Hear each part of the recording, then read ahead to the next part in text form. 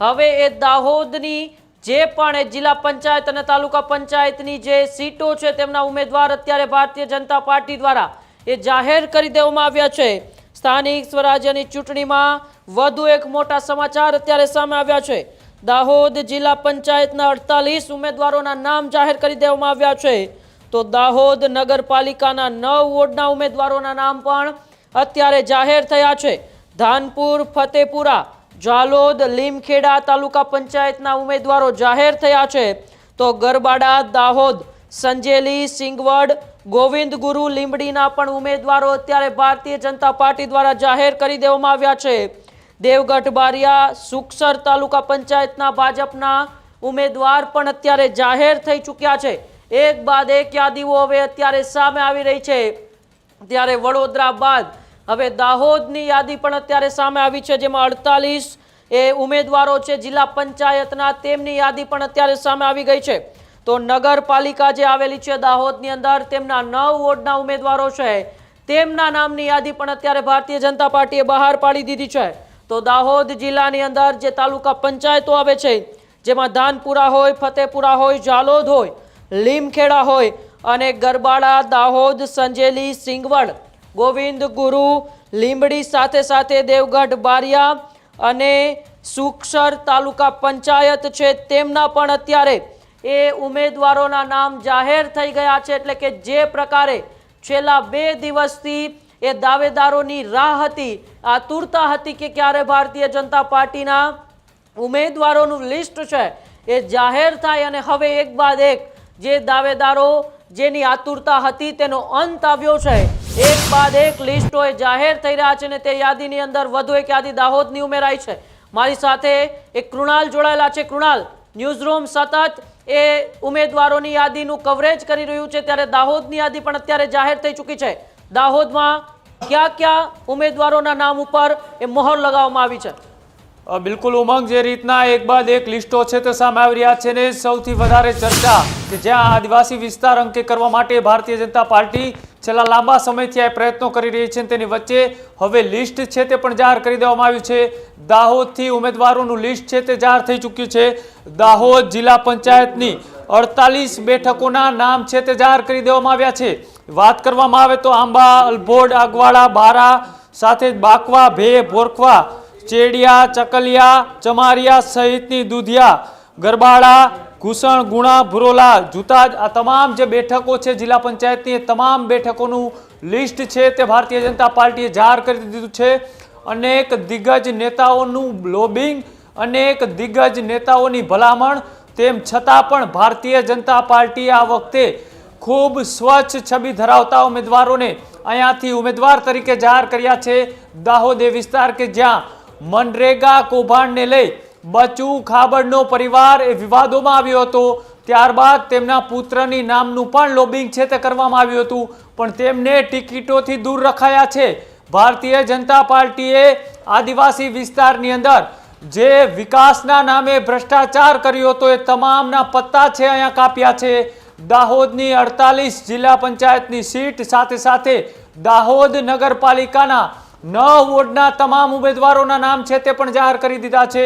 તમામનું list છે તે પણ સામે આવી ચૂક્યું છે। તમામની વાત કરીએ તે પહેલા દાહોદથી સંવાદદાતા ધ્રુવ ગોસ્વામી આપણી સાથે જોડાયેલા છે, સીધા જ એ ફોનલાઈન પર તેમની સાથે ચર્ચા કરીએ।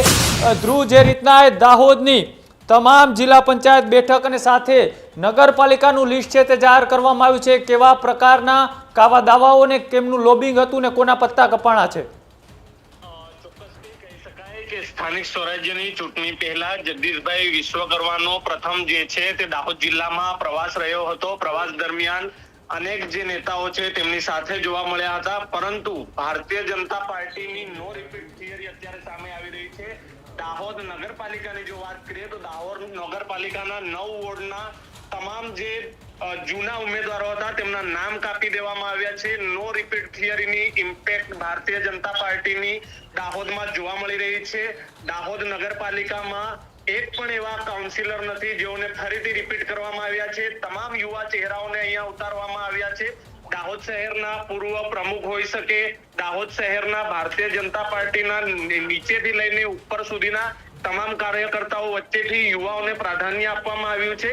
દાહોદ નગરપાલિકાની વાત કરવામાં આવે તો તમામ જેટલા પણ ભારતીય જનતા પાર્ટીના જે ઉમેદવારો હતા, જે ગત ચૂંટણીમાં દાહોદ નગરપાલિકામાંથી લડ્યા હતા, દાહોદ નગરપાલિકાના 9 વોર્ડના જે ઉમેદવારો છે, જે પૂર્વમાં ચૂંટણી લડી ચૂક્યા હતા, તેઓના તમામ જે ઉમેદવારોના નામ છે તે ભારતીય જનતા પાર્ટીએ કાઢી મૂક્યા છે અને નવા યુવા ઉમેદવારોને જે છે તે પ્રાધાન્ય આપ્યું છે. ત્યારે કહી શકાય કે દાહોદ નગરપાલિકામાં જે નવી નો રિપીટ થિયરીનો જે છે તે અમલ ભારતીય જનતા પાર્ટીનો જોવા મળી રહ્યો છે. ત્યારે તાલુકા પંચાયત હોય કે જિલ્લા પંચાયત હોય, ત્યાં પણ નો રિપીટ થિયરી જોવા મળી રહી છે.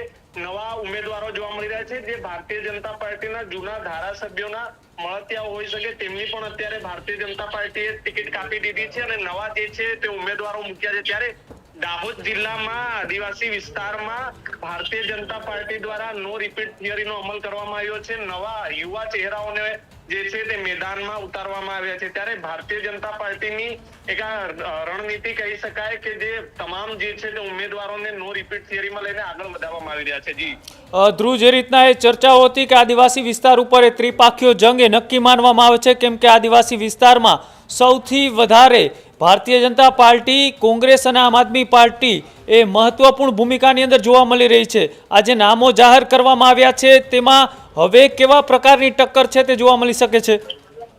જી, ચોક્કસથી કહી શકાય કે આમ આદમી પાર્ટીની અનેક સભાઓ જે છે તે દાહોદ જિલ્લામાં થઈ છે. અત્યારે પૂર્વમાં આમ આદમી પાર્ટીના જે જિલ્લા સંયોજક છે અરવિંદ કેજરીવાલ અને ભગવત માન જે પંજાબના જે છે તે મુખ્યમંત્રી છે, તેઓએ પણ સભા ગજવી હતી. ત્યારે કહી શકાય કે મોટી સંખ્યામાં આમ આદમી પાર્ટીનો પગ પેસારો દાહોદમાં વધી રહ્યો છે. ત્યારે તેને લઈને ભારતીય જનતા પાર્ટી પોતાની સ્ટ્રેટેજી જે નવી ઊભી કરી રહી છે, તેને લઈને નવા ઉમેદવારોને જે છે તે મેદાનમાં ઉતારવામાં આવ્યા છે અને ગ્રાઉન્ડ લેવલથી કામ કરવાની અત્યારે એ લોકોને સૂચના પણ આપવામાં આવી રહી છે, તેવા અમને માહિતી મળી રહી છે. ત્યારે કહી શકાય કે આજે સવારે લીંબડી ગુરુ ગોવિંદ તાલુકો જે નવો બન્યો છે, ત્યાં શક્તિ પ્રદર્શન પણ આમ આદમી પાર્ટીએ કર્યું હતું અને કોંગ્રેસ દ્વારા પણ દાહોદમાં આજે દાહોદ જિલ્લા પંચાયત અને તાલુકા પંચાયતના જે ફોર્મો જે છે તે ઉમેદવારો પાસે ભરાવ્યા હતા. ત્યારે કહી શકાય કે ભારતીય જનતા પાર્ટીની આ નવી સ્ટ્રેટેજી કહી શકાય કે નવા નો રિપીટ થિયરી સાથે નવા ઉમેદવારો મેદાનમાં ઉતારવામાં આવ્યા છે. જી ગુણા. ધ્રુવ, જે રીતના એ ત્રિપાખિયા જંગમાં આમ આદમી પાર્ટી, કોંગ્રેસ અને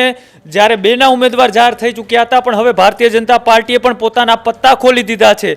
હવે આગામી દિવસોની અંદર જે સાઇડલાઇન કરેલા નેતાઓ છે તેમાં બળવો થવાની શક્યતાઓ કેટલી? ચોક્કસથી કહી શકાય કે ગઈકાલથી જ દાહોદ શહેર સહિત જિલ્લામાં હવા એવી ચાલી રહી હતી કે ભારતીય જનતા પાર્ટી નો રિપીટ થિયરી સાથે આગળ વધી રહી છે. ત્યારે કહી શકાય કે ભારતીય જનતા પાર્ટીથી નારાજગી પામેલા અમુક એવા કાઉન્સિલરો હોઈ શકે અને અમુક એવા તાલુકા સભ્યો અને જિલ્લા સભ્યો પણ હોઈ શકે, જેઓ બળવો કરીને બીજા કોઈ અન્ય પક્ષમાં જોડાય, કાં તો પછી તેઓ અન્ય પક્ષમાંથી પણ દાવેદારી કરી શકે તેવી અત્યારે માહોલ જે છે તે ચર્ચાનો વિષય બન્યો છે. પરંતુ ભારતીય જનતા પાર્ટી હવે આગળ કઈ રણનીતિ સાથે ચાલશે તે જોવું રહ્યું. પરંતુ કહી શકાય કે આ વખતે ભારતીય જનતા પાર્ટીની નો રિપીટ થિયરીની અસર આદિવાસી વિસ્તારમાં કઈ રીતે જોવા મળશે તે તો હવે આગળ જોવું રહ્યું. પરંતુ આમ આદમી પાર્ટી પણ પોતાનો એટલો જ પગ પેસારો કરી રહી છે જેટલો ભારતીય જનતા પાર્ટી પૂરેપૂરો જોર લગાવી રહી છે. અત્યારે કહી શકાય કે ભારતીય જનતા પાર્ટી દાહોદ જિલ્લાનો ગઢ માનવામાં આવે છે. 6 ધારાસભ્યો કહી શકાય ભારતીય જનતા પાર્ટીના છે, સાંસદ ભારતીય જનતા પાર્ટીના છે, એક મંત્રી પણ રમેશભાઈ કટારા દાહોદ જિલ્લામાંથી આવે છે. ત્યારે કહી શકાય કે ભારતીય જનતા પાર્ટીના ગઢમાં કયો પક્ષ જે છે તે પોતાનો પગ પેસારો કહી શકાય તે આવનારો સમય જ બતાવશે. જી ધ્રુવ, જે રીતના આની અંદર છેક ગાંધીનગર સુધી લોબિંગ કરવામાં આવ્યું હતું, આમાં કોનું ચાલ્યું એવું લાગી શકે છે? ધારાસભ્ય, સાંસદ કે પછી એ જૂના કોર્પોરેશનનું? અત્યારે ભારતીય જનતા પાર્ટીના જે જિલ્લા પ્રમુખ છે તેઓનું પણ કોઈ પણ પ્રકારનું લોબિંગ આનામાં ચાલ્યું હોય તેવું નથી લાગી રહ્યું. ભારતીય જનતા પાર્ટીના જે કર્મઠ કાર્યકર્તાઓ છે, જેઓ ભારતીય જનતા પાર્ટી માટે વર્ષોથી પરસેવો પોતાનો રેડી રહ્યા છે, તેવા નેતાઓને આ વખતે ટિકિટ આપવામાં આવી હોય તેવું લાગી રહ્યું છે. કારણ કે જે દાહોદ નગરપાલિકાના જેટલા પણ કાઉન્સિલરો હતા તેમાંથી એક પણ કાઉન્સિલરને ટિકિટ આપવામાં નથી આવી. સૌથી મહત્વની વાત આ છે કે દાહોદ નગરપાલિકામાં નો રિપીટ થિયરીનો અમલ ભારતીય જનતા પાર્ટીએ કર્યો છે. એક પણ નગરપાલિકાનો એવો કાઉન્સિલર નથી જેને ફરી રિપીટ કર્યો છે. તાલુકા અને જિલ્લા પંચાયતમાં પણ આ રીતની જ પરિસ્થિતિ છે. અમુક ધારાસભ્યોના પરિવારના લોકોના પણ આનામાંથી નામ કાપી દેવામાં આવ્યા છે. ધાનપુર કહી શકાય, બચુભાઈ ખાબડનો જે મનરેગા કૌભાંડ બહુ ચર્ચિત રહ્યો હતો, ત્યારે તેમના જ ગઢમાં તેમના જ પરિવારના લોકોના પણ નામ કાપી દેવામાં આવ્યા છે. અમુક જે બાહ્ય વિસ્તાર કહીએ કે આપણે લીમખેડા, ઝાલોદ, લીંબડી, ગુરુ ગોવિંદ તાલુકાના, તેમાં પણ અમુક જે ભારતીય જનતા પાર્ટીએ નો રિપીટ થિયરી વાપરી છે, ધારાસભ્યોના બ્લડ રિલેશનમાં આવતા હોય તેવા પણ લોકોના નામ કાપી દેવામાં આવ્યા. ત્યારે કહી શકાય કે ભારતીય જનતા પાર્ટી પૂરજોશ સાથે, યુવાઓ સાથે અને જે પૂર્ણ કાર્યકર્તાઓ છે, જેઓ વર્ષોથી પોતાનો પરસેવો વેરી અને ભારતીય જનતા પાર્ટી સાથે ચાલતા હતા, તેવા કર્મઠ કાર્યકર્તાઓને આ વખતે ભારતીય જનતા પાર્ટીએ ટિકિટ આપી છે. તો હવે જોવું રહ્યું કે ત્રીજો પક્ષ આનામાં કેટલો એડીચોટીનો જોર લગાવે છે અને નવા ઉમેદવારો પોતાનો જોર કઈ રીતે જોડાવે છે અને ભારતીય જનતા પાર્ટીનો ગઢમાં જે છે તે તાલુકા અને જિલ્લા પંચાયત સ્થાનિક સ્વરાજ્યની ચૂંટણીનો પરચમ કઈ રીતે લહેરાવે છે, તો હવે આવનારો સમય ચૂંટણી બાદ બતાવશે. જી જી બિલકુલ, આભાર જોડાવા બદલ. તો જે રીતના એ દાહોદ આદિવાસી વિસ્તાર ને તેનું પણ લિસ્ટ ભારતીય જનતા પાર્ટીએ જાહેર કરી દીધું છે ત્રિપાખ્યા જંગની. હવે રેણસિંગુ પણ ફૂંકાઈ ચૂક્યું છે અને સાથે સાથે નો રિપીટ થિયરી સાથે ભારતીય જનતા પાર્ટી આદિવાસી વિસ્તારની અંદર આ વખતે નવા ગેમ પ્લાન સાથે ઉમંગ આગળ વધી રહી છે. જે રીતના એ ચૂંટણીના જંગમાં હવે ત્રણેય પાર્ટીના ઉમેદવારો એક બાદ એક જાહેર થઈ રહ્યા છે, ત્યારે આદિવાસી વિસ્તાર કોણ સૌથી વધારે જીતવાની અંદર સફળ થાય છે તે પણ જોવાનું રહેશે.